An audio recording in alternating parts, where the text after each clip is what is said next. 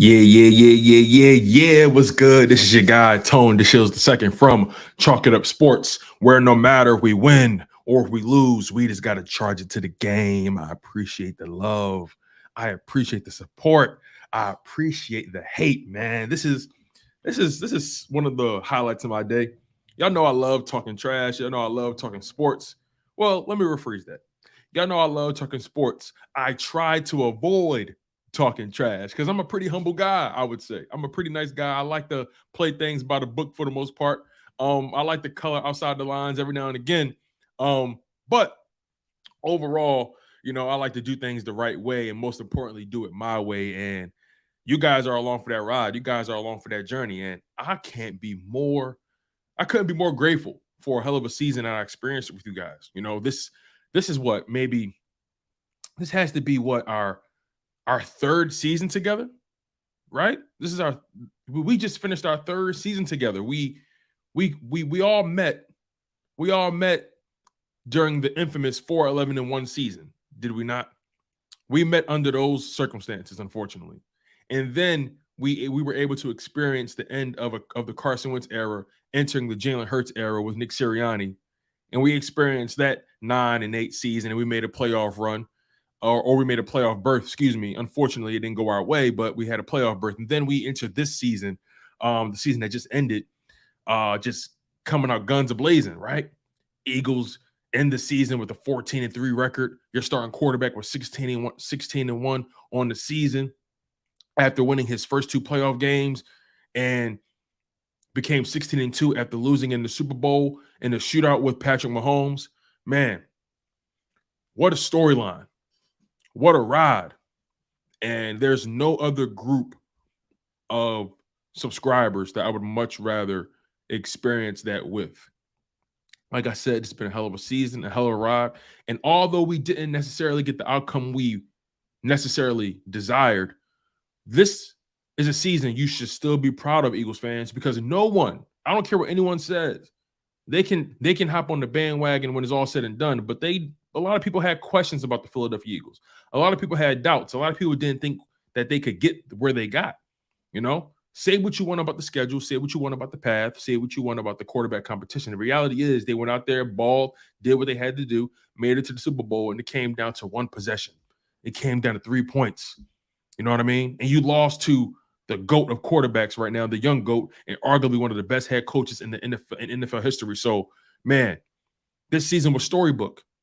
It was storybook, and you guys all should be proud. As you guys already know, as you guys saw on the thumbnail, I have a special guest coming very, very soon. He should be here any minute. Legendary Derrick Gunn will be appearing on Chalk It Up Sports for the first time, making his Chalk It Up Sports debut. I'm super excited about this because Derrick Gunn is somebody that I truly admire, someone that I respect a lot in this game, someone who's been doing it for a long time at an extremely high level, who has the utmost respect and reverence from his colleagues. And without further ado, let's bring up the man, the myth, the legend, D Gunn, Derrick Gunn. Sir, wow. How are you feeling this morning, first and foremost? Good, my brother. How much do I owe you for that introduction? I couldn't have written that better myself, and I'm thinking, who's he talking about here? Oh, come on, D Gun. You've been doing this for a long time, man. You've been doing it for a long time, and I've been blessed. You made a lot of noise in this game, good and bad. That's all right, though. You know what? Because, see, unlike a lot of people, the bad noise I make is a lot of things that people don't want to hear, or they hear what they want to hear, and then they twist it. But the information that was initially given was accurate based on my contacts and those who tell me in the know. So people take it however they want. That's on them. And unfortunately, since the advent of social media, we see it time and time again across the board. People like to come out of the woodworks and jump on things, not knowing the full stories. And then by the time the story's told 20 times, it's told 20 different ways. But you know what? You got to have thick skin, and nothing bothers me. My track record has spoken for itself, continues to speak for itself. Yes, sir. And as long as I don't lie on people, I don't embellish, nothing else matters. Nothing. One thing I will say, just following your career, for as long as I have, you've always struck me as someone who's a straight shooter, right?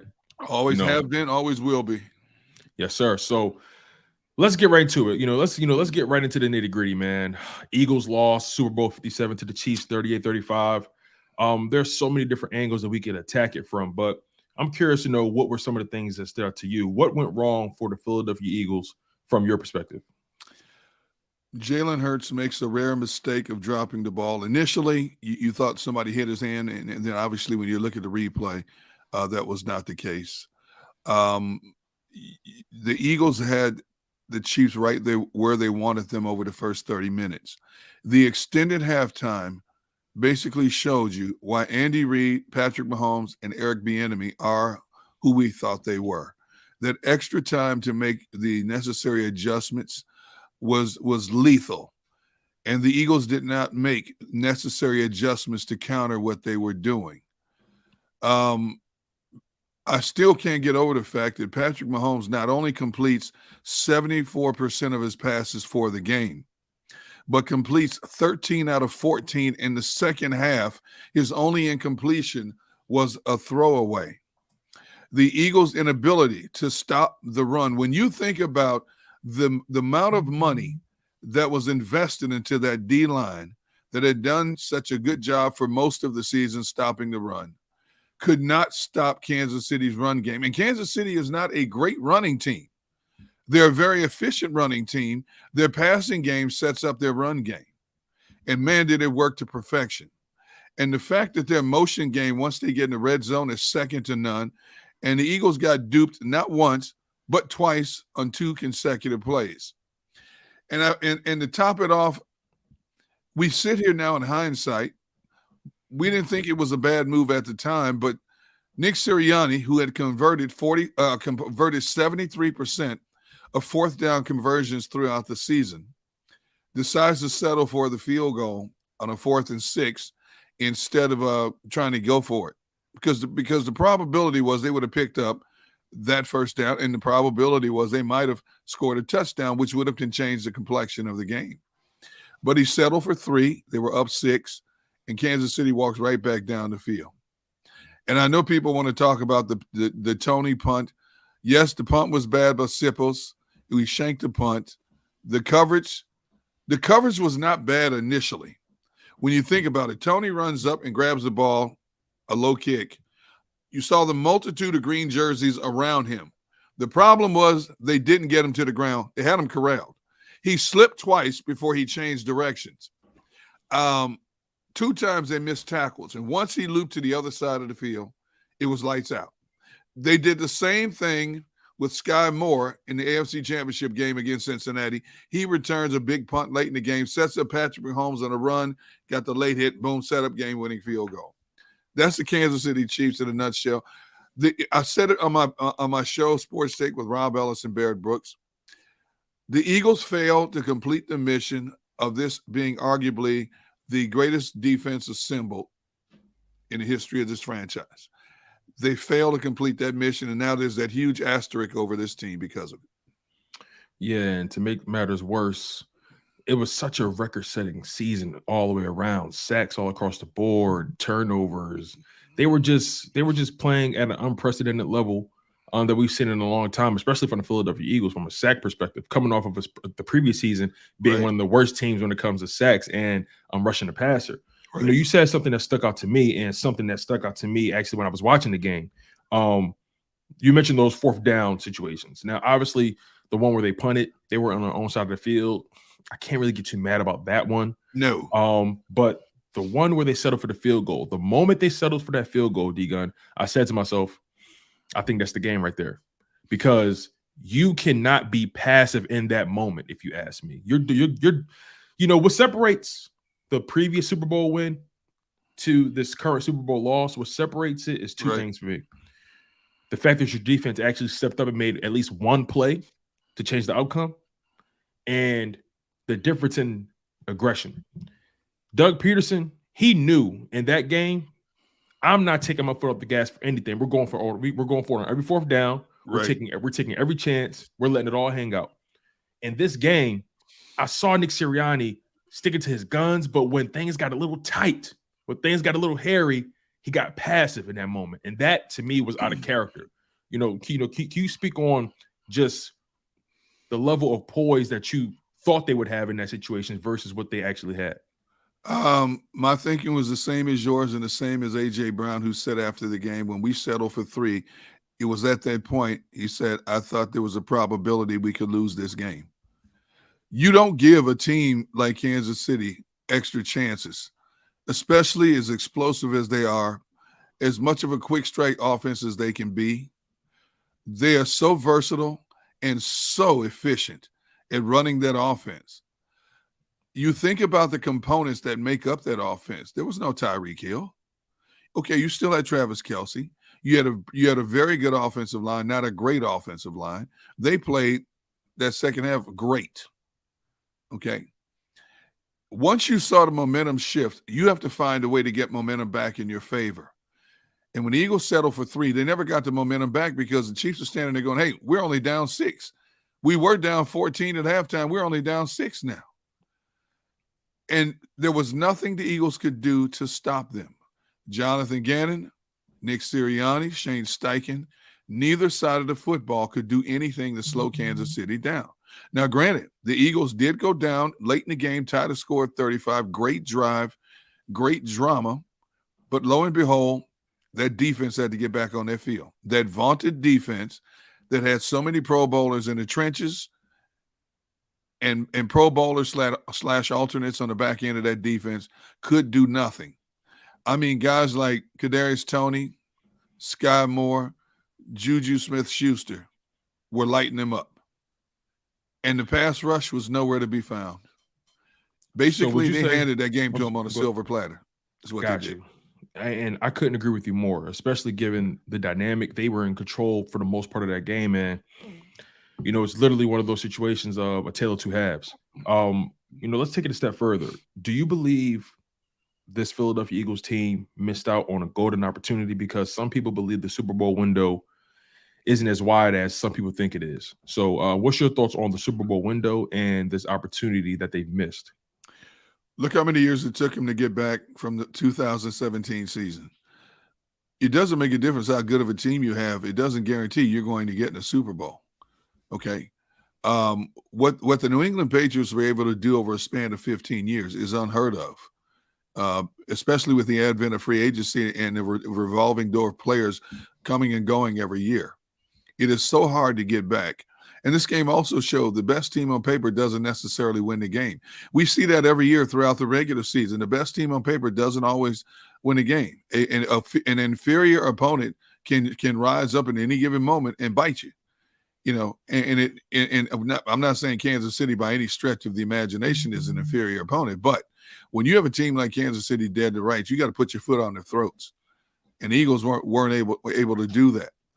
So Howie Roseman, kudos to Howie for assembling this team, this dominant team, this deep, versatile team on both sides of the football. The team he assembled and the pieces he added along the way during the regular season lived up to everybody's expectation through 19 games. The 20th game is going to be a big blemish on what could have been an incredible season. No question about that. So where does this loss rank to you when it comes to Super Bowl losses or playoff losses, right? Where does this loss rank to you and, throughout your time covering the Philadelphia Eagles? In terms of, let's see, for the Philadelphia Eagles, wow. I would say it's in the top 2 or 3. No question about that. It makes sense though when you think about how many tools, how many pieces they had in place, and absolutely the path couldn't have been laid out any better. And when you think about this team had 8 Pro Bowlers and a total of 17 players that were considered Pro Bowlers / alternate Pro Bowlers. Look at how many they had on that defense. This team was made to succeed. And they had done everything they were supposed to do up until that point. We've seen failures before. You go back to the Super Bowl where the Patriots went in undefeated, and everybody thought they were going to equal the 72 Dolphins. There was no way they were supposed to beat Eli Manning and the Giants in that game.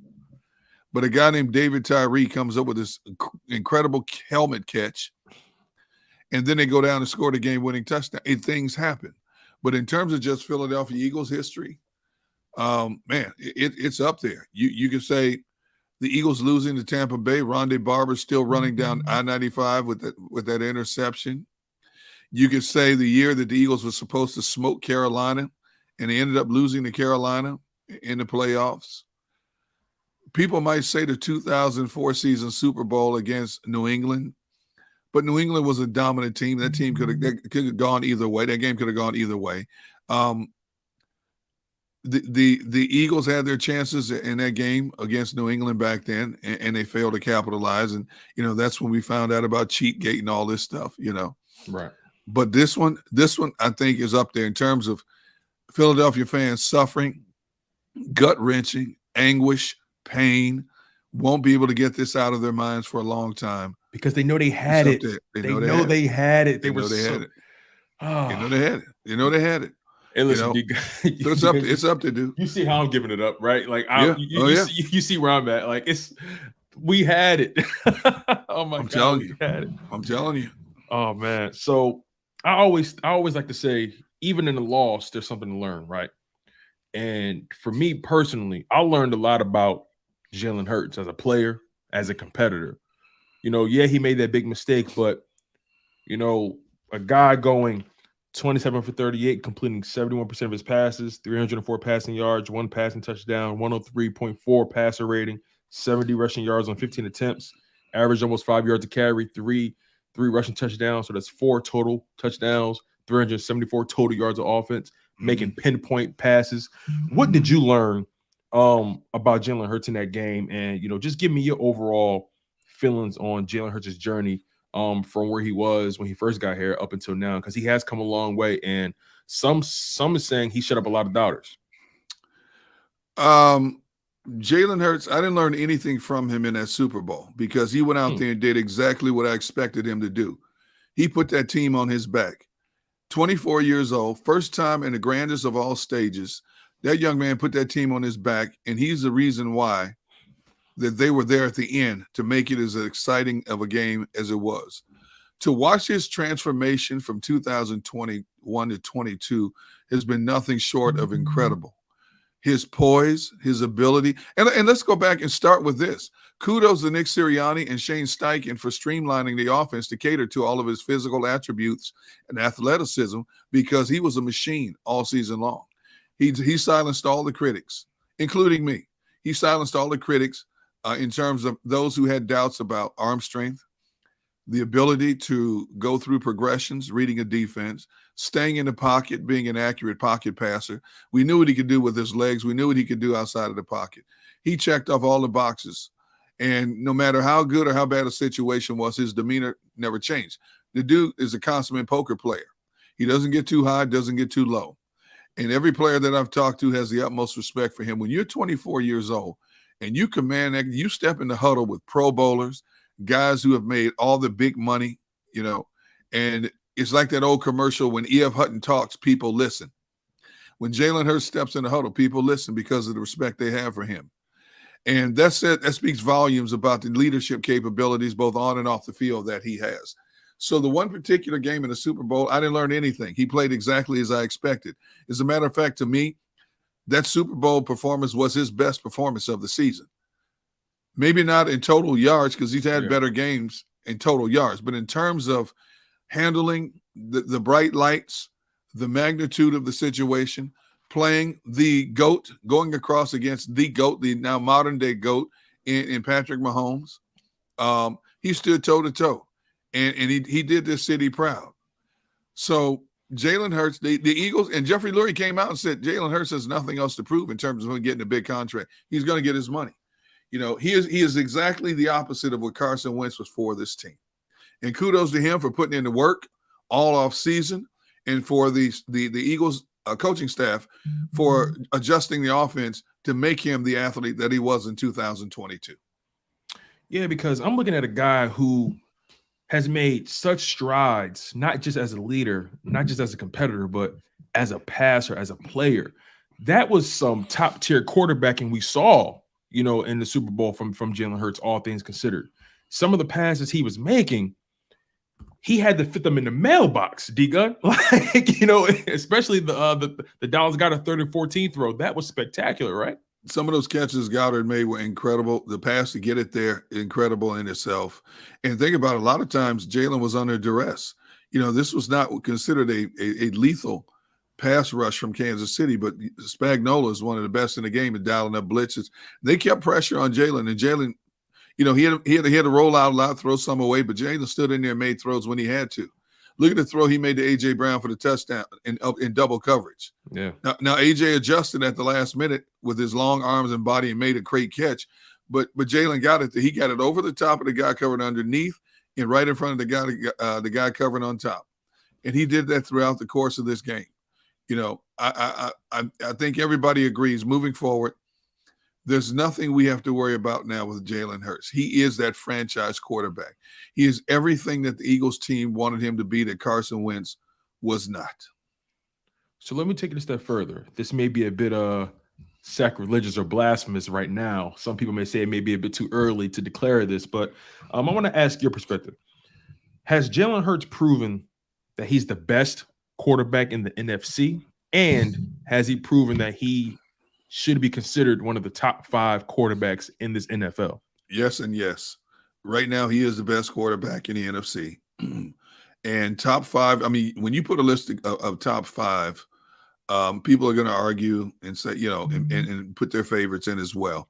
But I think when you look at the body of work and the stats, I think right now, Patrick Mahomes, Allen, Burrow, Justin Herbert, I think he's a more complete player than a Justin Herbert. Justin Herbert has a laser for an arm, but Justin Herbert still makes a lot of mistakes with the football.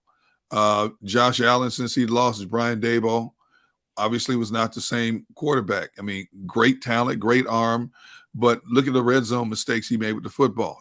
Jalen Hurts did not make a lot of mistakes with the football throughout the course of this season. So, yes, I think you definitely have to put him in the top 5 of the top quarterbacks in the NFL right now. And because we consider him to be top 5 and he's the best quarterback in the NFC, and the strides he's made and the distance traveled and where he's taken this team, you briefly touched on it, the contract negotiations, right? And the reality is the quarterback position for most teams, whenever you pay them, it puts a stranglehold on your roster. Now, I want to run some numbers by you really quickly. I know I only have you for a few more minutes, but I want to run some numbers by you really quickly so we can try to establish some window or some framework of where we see Jalen Hurts getting paid, because Jeffrey Lurie made it clear that money is not going to be an object. That's what he's saying in front of everybody else. But we all know when they get to the conference table, things get a little hairy. So Aaron Rodgers, and we're talking average salaries here. So Aaron Rodgers, $50.2 million. Russell Wilson, $48.5. Kyler Murray, $46.1. Deshaun Watson, $46 million. Patrick Mahomes, $45 million. Let's just stop there. Obviously, Patrick Mahomes is grossly underpaid, but he signed his contract when he signed it. And, I'm pretty sure that contract is going to constantly be tweaked because of the structure of it. But I personally believe Jalen Hurts' contract begins, the baseline, the floor is the Kyler Murray contract, and then it goes up from there. I think he's going to end up with at least $50 million. So what's your thoughts on just how those how you anticipate those contract negotiations to go, and also speak on the impact that it will have on roster building going forward?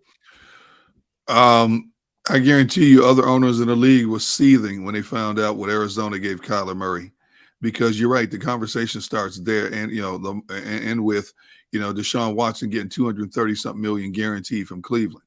So definitely starts there. He's going to get between 46 50 million. There's no question about that. And he's still only 24. That's the scary thing about it. Still has a lot of football. As we know, when you give a quarterback that kind of money, it handcuffs you in terms of a lot of things that you can do. And now after the Eagles assemble this incredible team, they're going to be handcuffed, because once you pay him, you have potentially 20 free agents on this team. Right now, there's only 4 starters on defense that are under contract for 2023. Now, James Bradbury has already come out and said, I'm not going to play for cheap. I don't blame him one bit. CJ, Bradbury, Kazir White's going to get paid. People are going to be looking at TJ Edwards. Brandon Graham has already said on our platform, Sports Talk, on the JAKIB Media Sports platform. He told us this back in May, and he told us again in the fall, that he would take a discount to stay here. He wants to finish his career in Philadelphia. He's made his money. It's about being comfortable, and he wants to finish where he starts. So they'll figure out a way to get him back in here because in his role now, playing mid 30% of the snaps is perfect for him. But beyond that, he is everything Jeffrey Lurie and Howie Roseman want in terms of a leader on this team, a locker room guy, and a guy in the community. He's always visible in the community, and the Eagles organization is very, very solid when it comes to doing community stuff. And he's exactly the type of guy you want to be an example for the younger guys in the locker room. Now, at the top of my priority list is CJ. You got to find a way to get him back here. I don't think I can almost sit here and tell you I'm 99.9% sure Bradbury's not coming back through that door. I agree. James Bradbury has put himself in a great financial position with the way he's played this year. Marcus Epps could get a good look. Marcus Epps really came on this year for this team. I mean, he's lightning across from sideline to sideline. One of the few sure tacklers they had on the back end of that defense. He might get a look, but if they find a way to get him back here, he won't kill him. TJ Edwards may not kill him financially coming back here, but you're going to have to get younger, i.e. Kansas City Chiefs. The Kansas City Chiefs admitted back last March that 2022 was supposed to be a rebuilding year for them. You look at what they did along the way this season.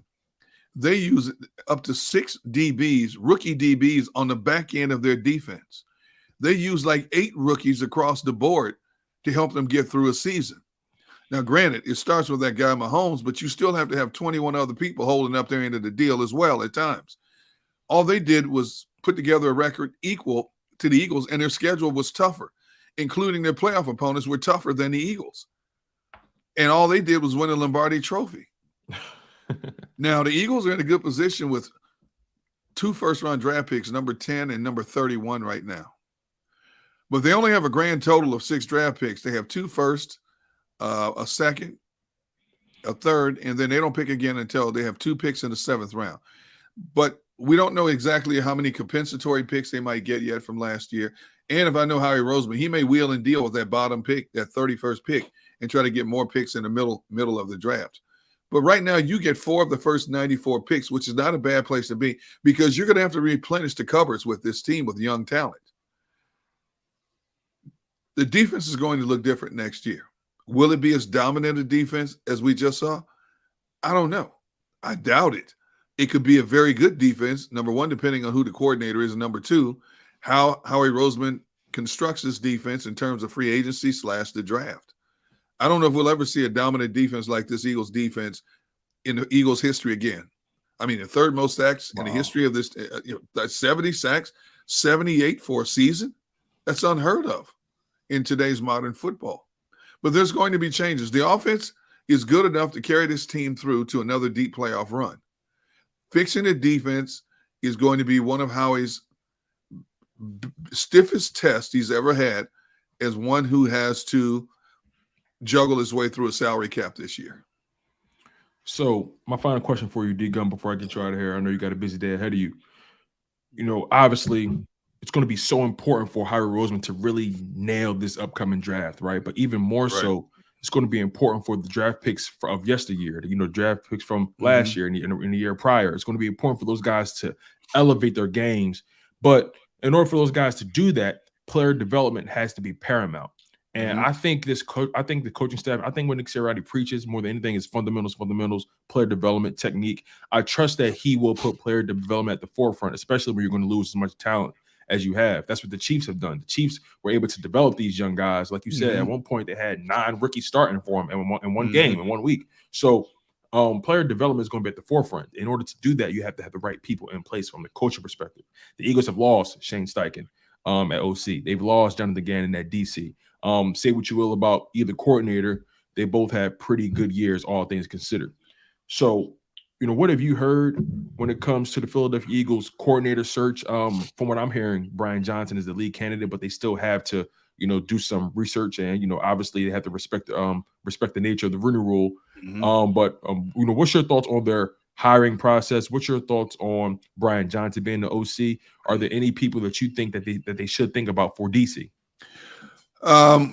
Everything that I've been told for the last week or so is that Brian Johnson is, well, since it was officially announced that Steichen is going to Indy, everything I've been told is Brian Johnson is their leading candidate to move up and assume that role, which would be, if he's what we've heard he is, supposedly this next great young coaching mind is coming through the ranks, then he deserves his opportunity. He's been there 2 years working with the offense with Steichen and Sirianni. So it would be a natural progression because you're not bringing in somebody cold with the offense. You know, you can keep that train moving. He has an incredible relationship with Jalen Hurts. You know, Jalen Hurts' dad coached him. He's known Jalen Hurts since he was 4 years old. They have a tremendous amount of respect and admiration for each other. So it's a natural transition in that regard. On defense, you know, Sirianni came out and said that we believe we have some good candidates in-house. But when you look at some of the candidates, like they've interviewed or are going to interview Vance Joseph, and so on and so forth, there's a lot of good candidates. It's in their best interest for them to interview every candidate they can possibly interview. There's a lot of good defensive minds out there to bring them in and then decide what you want to do. Do you want to give it to somebody in-house, or do you want to give it to somebody who has a bigger resume, a bigger pedigree when it comes to coordinating a defense? Once they do their due diligence, then we're going to find out exactly who that person is. And then, of course, we're all going to sit back and critique and wait and see exactly what they did compared to what Jonathan Gannon did with his defense. So the Eagles are in a good position in terms of structure. The bigger problem is you just know that Steichen and Gannon are going to take a few other coaches from this Eagles staff. We don't know who yet, but you know it's coming. It always happens. When a coach leaves one place, they take a few people with them. And in this case, it's such a rarity to lose both of your coordinators in one season that the Eagles are going to have to scramble and come up with some other coaches out there as well.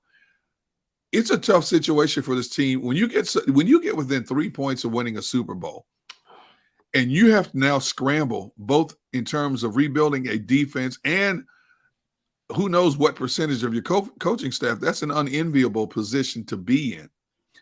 But as I said before, the fact that offense, for the most part, even if Jason Kelce decides to retire, even if Isaac Seumalo moves on in free agency and gets, you know, good money somewhere else, the offensive line is still in good hands. 3/5 of that offensive line will return. You know, you got a Pro Bowler in the right tackle spot, you got a highly paid left tackle, and then you got a young upcoming left guard. And you already have the replacement for center in-house in Cam Jurgens, okay? So, and then you got a number of backups that could step into a starting role. You know, when you go to Stoutland University, you are taught to be versatile. And as we saw when some players went down, others stepped in and held up the end of the bargain. Now, maybe one of them could elevate that role and be put in as a starter. So it's an unenviable position in a lot of ways for this organization right now because they may have to replace so many pieces. But when you have a quarterback like Jalen Hurts holding down the fort, not such a bad place to be. When you look to one side, you got A.J. Brown. The other side, you got, you know, Devontae Smith, 2,000-yard receivers. You got a couple of good running backs and Kenneth Gainwell and maybe Boston Scott if he comes back. I can tell you right now, Miles Sanders ain't walking through that door in 2023.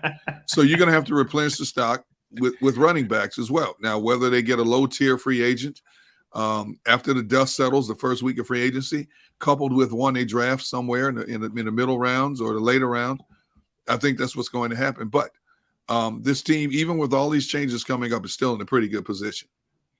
Yeah, you guys heard it here first, man. At Real D Gunn, Derrick Gunn, sir. I appreciate you so much for taking the time out your busy morning to kick it with me, to talk football, to talk these Philadelphia Eagles. It means a lot to me. This definitely won't be the last time I reach out to you. So make sure you keep that line of communication open for me, big dog, for sure. Absolutely, bro. And most importantly, when are you dropping that cookbook? I need D Gunn's grill secrets. When are you dropping the cookbook? I need you to drop your own seasonings. I need all that. I need the care package, D Gunn. I need it. Let's see. You're like the 1,000th person who has asked me that. When are you going to do your own website doing cooking tips? When are you going to do a cookbook? Dude, between doing shows and babysitting grandkids and picking up grandkids from preschool and all this stuff, I have no idea, man. I've got to try to make time to do a number of things, and I don't know how and when. I don't even have time to go fishing. As you see behind me, I love the fish. I don't even have time. I went fishing 3 times all of last summer. That's not like me. Oh, wow. Yeah, so I don't know, man. I've got to find a way to do something. Now's the time to jump on it while it's hot. I don't know when. As you know, I like to post every now and then on Twitter and Facebook some of the things that I do on the grill. I got 5 different kind of grills on my patio deck, man. So, I got a big green egg. I got a black Weber. I got a Traeger pellet smoker. I got the Blackstone flat top grill, and I got a Charbroil infrared gas grill. So, and I use them all. So, I don't know, man. I got to get it done. You're inspiring me right now. So I'm trying my best to get it done. It's starting to sound like 4th of July at D Gunn crib. That's what it sounds like to me. So D Gunn, I'm gonna hold you to that. I'm gonna talk to you soon, big dog. I appreciate you so much. Thank you. Take care, sir. You too. Anytime for you, my brother. Yes, sir. That was the real D Gunn. You guys already know how I give it up, man. I appreciate y'all for locking in on the content. D Gunn is one of the realest, one of the thoroughest in this game. Seriously, man. You have to take pride in. You have to take pride in people who have done this game, who've done this thing on a high level, and you got to show respect to not just your elders, but show respect to your peers. I consider D Gunn a mentor in a way. I ask D Gunn for so much insight. I pick his brain so much about various things I'm working on, and D Gunn just always makes himself available to me, and I appreciate him for making himself available today, especially making himself available to you guys. So. I appreciate y'all for locking in for as long as you guys did. That's today's show. I appreciate y'all so much. The love has been felt, man.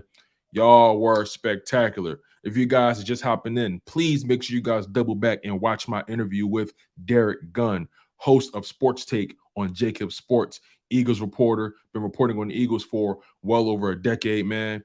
I appreciate y'all love. I appreciate y'all support. The Philadelphia Eagles are in good shape, all things considered, okay? Things happen. People get hired. People like to elevate. People want new jobs. That kind of thing happens, okay? But it's important to realize that the Eagles still have their head coach intact. They have their starting quarterback intact, and the offense is relatively still intact. So if anything, this offense is still going to be deadly. We just got to figure out some things on the defensive end. And this is an offensive league. So honestly, if the offense can average 30 points a game and the defense can, keep teams under 20 points throughout the season, I think that's a good place to be. That's what it's all about, right? It's all about just making sure you put the right pieces in the right places, and it's straight like that, you guys. I appreciate all the love. I appreciate all the support. You guys have been spectacular. I'm your guy, Tone DeShields II, and I was joined by the legendary Derrick Gunn. Again, if you guys want to watch that interview, you can double back. Make sure you smash that like button. Make sure you guys also are subscribed to not just JAKIB Sports, but also make sure you guys are subscribed to Chalk It Up Sports, where no matter if we win or if we lose, we just got to charge it to the game. One love, stay humble, stay healthy, and most importantly, stay hungry. And fly, Eagles, fly.